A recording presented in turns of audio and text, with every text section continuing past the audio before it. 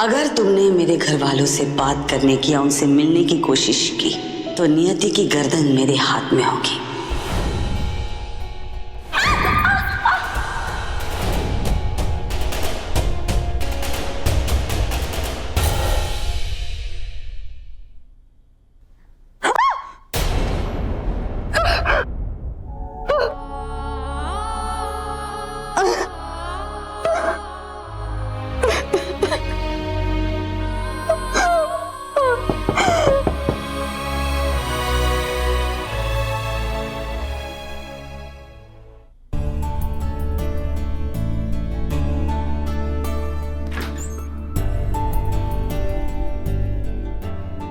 खाना लाई हूं तेरे लिए। तो यहाँ क्या कर रही है? उत्तरा देवी को पता चल गया तो यहाँ है तो? आप टेंशन मत लो जीजी माँ, मैंने कह दिया है घर पे। मैं अपने कॉलेज के फ्रेंड के घर जा रही हूँ। आज मैं सारा दिन आपके साथ रहूंगी।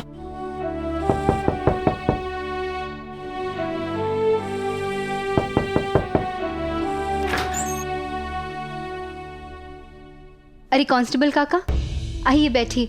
नहीं यही ठीक है बेटा। मुझे बहुत बुरा लग रहा है कि मैं इस केस में तुम्हारी कोई मदद नहीं कर पाया और सारे सबूत भी जल गए। बेटा मैं तुम्हें एक बात बताना चाहता हूँ। कल रात मेरे मोहल्ले में दो शराबी लड़ रहे थे। उनमें से एक बोला मैं तुम्हें छोड़ूंगा नहीं, दारू की कसम। और मुझे अचानक वो लंगड़ा याद आ गया। लंगड़ा? कौन सा लंगड़ा? एक था, जब केस चल रहा था तो वो रोज सुनवाई देखने चला आता था। पहले दिन जब वो आया तो वो फटे पुराने मैले कुचले कपड़ों में था, और अगली बार की सुनवाई में आया तो उसकी चाल ढाल बदल गई थी, कपड़े बेहतर थे। उसके बाद तो हर सुनवाई में उसके ठाट बदलते जा रहे थे। उनका इस केस से क्या लेना देना है? वो तो शायद उनकी कोई लॉटरी लगी होगी। मुझे भी यही लगा था, लेकिन एक शाम को वो मुझे एक बार में टकरा गया था। फुल टल्ली था। मैंने उसे किनारे ले जाकर पूछताछ की, तब उसने बताया रावत विला में जिसका कत्ल हुआ था वो उसका दोस्त था। मुझे लगा कि जो कत्ल हुआ है वो उसके सामने हुआ। उसने कहा था दोस्त गया पैसा आया, दारू कसम। मुझे उस पर शक हुआ और हमने बड़े साहब से कहकर अगले दिन सुनवाई में उसे गवाह बनवा दिया। फिर क्या हुआ? उसने क्या गवाही दी? अरे वो गवाही क्या देता, उल्टा मुझ पर चिल्लाने लगा कि एक दिन सुनवाई देखने के आ गया, आपने बिना वजह मुझे गवाह बनवा दिया। फिर रावत साहब के वकील ने भी कहा कि इस केस को और न उलझाया जाए और फैसला सुना दिया जाए। जज साहब ने फैसला सुना दिया, गायत्री देवी को जेल हो गई और वो लंगड़ा कहीं गायब हो गया। आप कहना क्या चाह रहे हो? यही कि वो आदमी ही इस केस की गुमी हुई कड़ी है। वो केस के दौरान अमीर हुआ क्योंकि वो इस केस का एक चश्मदीद गवाह था, जिसे मुंह बंद रखने के लिए पैसे दिए गए होंगे। बिल्कुल सही फाल्गुनी। अगर हमें वो लंगड़ा फिर से मिल जाए तो असली मुजरिम के खिलाफ हमें एक और सबूत मिल सकता है। आप और क्या क्या जानते हैं उसके बारे में, बताइए ना। उसका नाम शंभू था और वो अमुआ गांव का रहने वाला था। हाँ मुझे अच्छी तरह याद है। उसने कहा था कि पैसे से उसने अमुआ गांव में अपनी कोठी बनवाई है। देखो जो मुझे मालूम था वो मैंने बता दिया। अब मैं चलता हूं।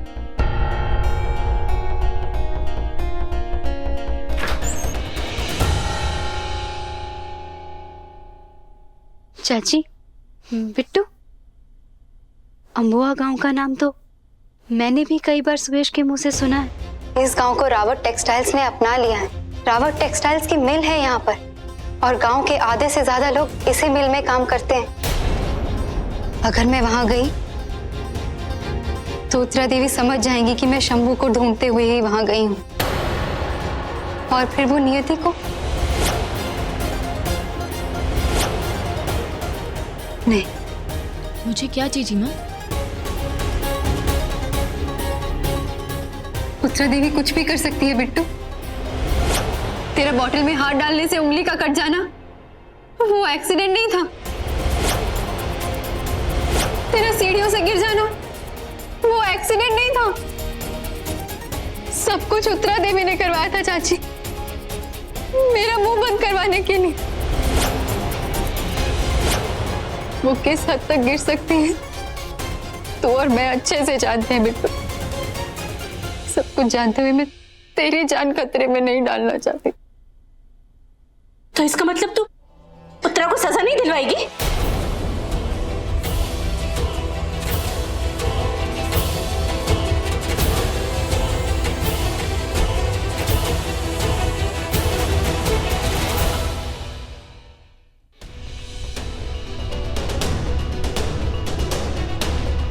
क्या लगता है आपको, क्या ये उनकी असली सजा होगी? नहीं चाची, इससे तो वो महान बन जाएंगे, शहीद कहलाएंगे अपने घर वालों के सामने। उनकी असली सजा तो तब होगी जब उनका असली चेहरा उनके घर वालों के सामने आएगा, जब उनसे वो सब कुछ छिन जाएगा जो उन्होंने गायत्री जी से छीना है, जब एक औरत से मां बनने का अधिकार छीनने वाली खुद मां कहलाने के लायक नहीं रहेगी। वो होगी उनकी असली सजा चाची।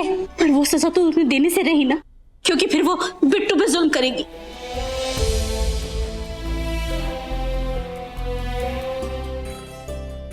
जीजी माँ, आप हमेशा से मेरी ताकत रहे हो। मैं आपकी कमजोरी नहीं बनना चाहती। अगर मेरे वहां रुकने से आप कमजोर हो रही हो तो मैं यहाँ आ जाऊंगी हमेशा हमेशा के लिए। नहीं नहीं बिट्टू, ऐसा सोचना भी मत। तूने तो बहुत अच्छा दांव खेला है, सबके सामने ये कह के कि तू मुझसे नफरत करती। उत्तरा देवी को यही लगता है कि तू मुझे अपना दुश्मन मानती है।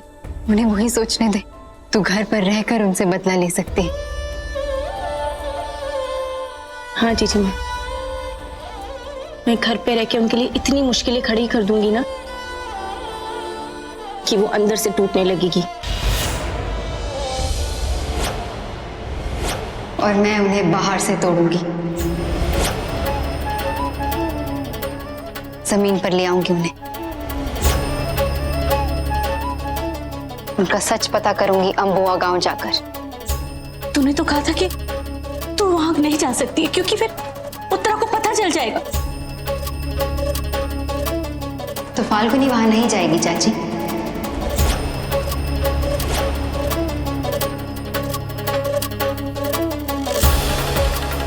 गीता में भी कान्हा ने कहा है ना, यदा यदा हि धर्मस्य ग्लानिर्भवति भारत अभ्युत्थानम् अधर्मस्य तदात्मानं सृजाम्यहम्। उत्तरा नाम के अधर्म को हराने के लिए अब मुझे भी नया अवतार लेना होगा।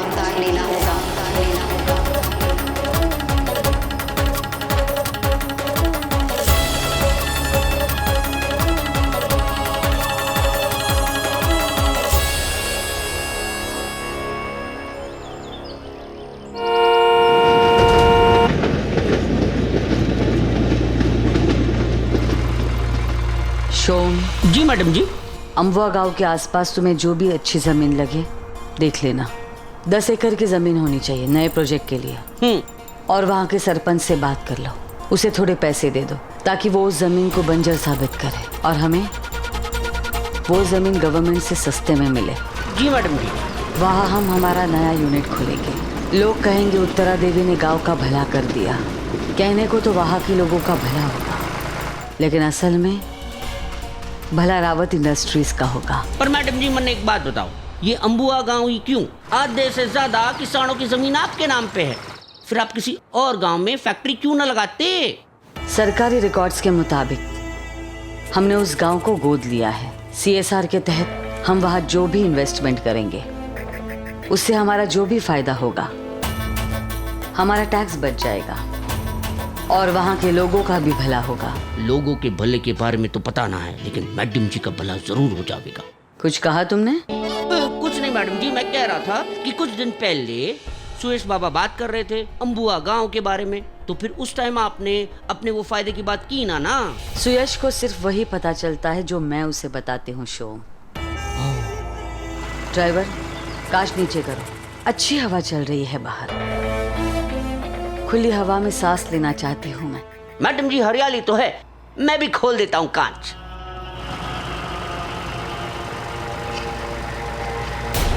ड्राइवर, ये क्या कर रहे हो? कैसी सड़क से ले रहे हो? पूरी मिट्टी अंदर आ रही है। माफ करना मैडम जी, इसमें मेरी गलती नहीं है, रेत की लॉरी आगे जा रही है, उसी में से धूम अंदर आ रही है। एक काम करो, उसे ओवरटेक करो, हॉर्न दो उसे। हॉर्न देते रहो जब तक वो साइड नहीं देता। सड़क पतली है मैडम जी। हॉर्न दो उसे। ए! अरे बावड़े क्या कर रहा है? साइड हो जा।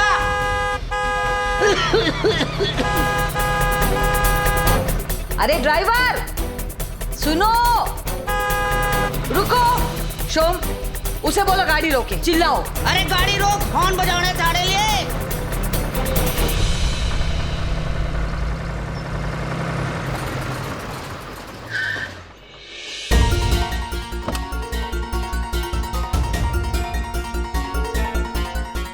ए! उतरो। अरे उतर नीचे, नीचे आओ। नीचे आ ड्राइवर। इधर आ, मैडम जी बुला रही है। हॉर्न सुनाई नहीं दे रहा तुम्हें? रेत लेके जा रहे हो या उड़ा रहे हो? कब से हॉर्न दे रहे हैं? बैरो है क्या? गाड़ी साइड से नहीं चला सकते तुम? सारी मिट्टी गाड़ी में आ गई है। पर इसमें हमारी क्या गलती है मैडम जी? या तो रेत से उड़ेगा ही ना। तुम मुझसे जबान लड़ा रहे हो। शोम जी। इसका नंबर नोट करो जी। और डीआईजी को फोन लगा। अभी क्या अभी तुम्हें गिरफ्तार करवाती हूँ। पर मैडम जी किस जुर्म में? मैडम जी से बहस करे बावड़े, मैडम जी तने जेल में दफा कर देंगी। एक तो तने उत्तरा देवी की गाड़ी पर रेत उड़ाई, दफा 4007। दूसरा, तूने उत्तरा देवी की गाड़ी को जगह ना दी, दफा 3048। तीसरा, तूने उत्तरा देवी को जवाब दिया, दफा 2599। शोम चुप बैठो, सिर्फ दफा ही गिनवाओगे या डीआईजी को फोन भी लगाओगे? जी मैडम जी। मन्ने माफ कर दो मैडम जी, अब पुलिस ना बुलाओ हमारे छोटे छोटे बच्चे से। बावड़े तने पहले ना याद आयो कि तारे छोटे छोटे बच्चे ये मैडम जी से बहस करे। शोम, इन जैसे लोगों के मुंह नहीं लगते। हाँ। फोन मुझे दो। जी मैडम जी। तुम्हें गिरफ्तार नहीं करवाया ना तो मेरा नाम उत्तरा देवी नहीं, नेटवर्क नहीं है।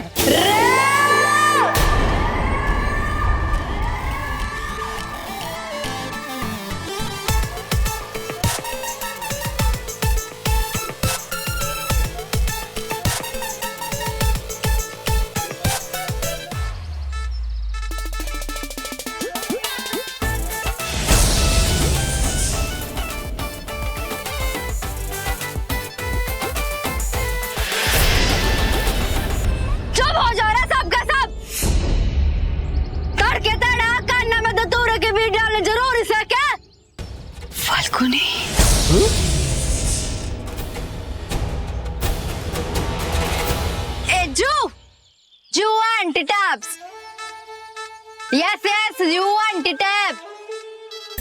तारे से बात कर रही हूँ, me talking you. मैडम जी आप सही कह रही थी, इसकी शक्ल तो फाल्गुनी जैसे ही दिखे है। वो तो मुझे भी दिख रहा है, लेकिन ये फाल्गुनी नहीं हो सकती। तन्नू क्या गोरे से मन है?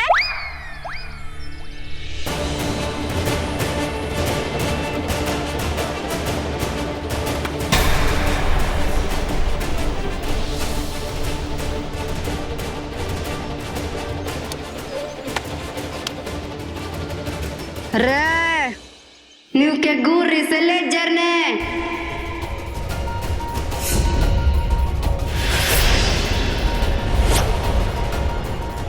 लेजर मन ने सब लेजर बोले से बुझ क्यों बुझ बुझ बुझ क्यों क्योंकि मारी चमक के आगे ना सब फीके से। और तारे जैसी लेडीज को हमारे बाबा पता है क्या बोले थे? करकशा, मतलब जिसकी बोलनी ना कौवे की तरह काय होवे है। समझी कि नहीं?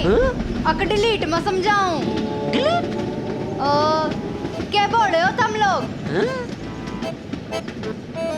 डिटेल हाँ समझा ना रतारे से बात ना होती है आराम से। कूली सवेरे सवेरे गर्मा गर्म तेल डाल दिया कान्ना में। ए बाप ही बताओ ड्राइवर काका, सही कह रहे सुके ना, बिल्कुल ठीक कहने लग रही है छोरी। बेचारी लेजर आराम से ऊपर सो रही थी, पर ना भाई ना, यो आंटी बीच सड़क में गाड़ी रुका के शुरू हो गई काय काय काय। ए छोकरे, चुप हो जा वरना।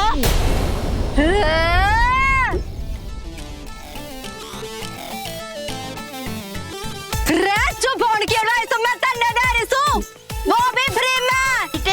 और जे मुंह के 10 बन ना होवे ना ते जाके रेलवे स्टेशन पे अनाउंसर की नौकरी कर ले। चीख कर रेना के नंबर बोलती रही हो, समझ गई?